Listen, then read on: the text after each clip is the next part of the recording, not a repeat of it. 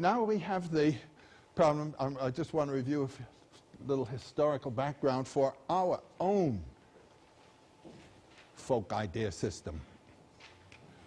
This is from a stele, from a monument that is in the Louvre. It is from Hammurabi, 1750 BC. Hammurabi, the king of Babylon, receiving the law from Shamash, the sun god. Now, when you have a law code that is supposed to have come from God, you can't fool around with this. This is the stele in the Louvre. Here is Hammurabi's law. This is Hammurabi. God didn't write the law, Hammurabi did. But it comes with the authority of God. This is one of our traditions. Yahweh didn't write the law, Moses did.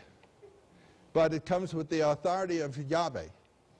This is the Near Eastern theocratic idea of the moral customs, as though the local moral customs were the laws of the God of the universe. They're not.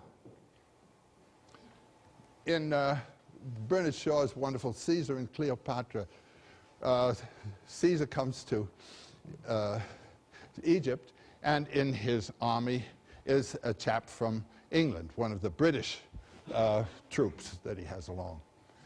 And Caesar is talking with this darling little girl, Cleopatra. And he learns that her father and mother were brother and sister. And he expresses great shock. And the English, and no, not Caesar, it's the English, the British officer who expresses great shock. And Caesar says to Cleopatra, don't worry about him. He's British. He thinks his local customs are the laws of the universe. And this is what you get when you have this kind of law. That's one of our strains of inheritance.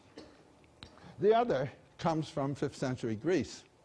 The humanistic idea that the institutions of the society are developed by human beings, intelligent human beings, who in council determine what decent ends would be for the society to strive for and what institutions would bring them to realization. Two totally different points of view. So Monday, Tuesday, Wednesday, Thursday, Friday, Saturday, we live according to the Greek idea of humanistic morals. And on Sunday, we have a half hour of Yahweh and Hammurabi. And then next Monday, we're on the psychiatrist's couch trying to figure out what's the matter. And it's that we're baffled, and so is the psychiatrist.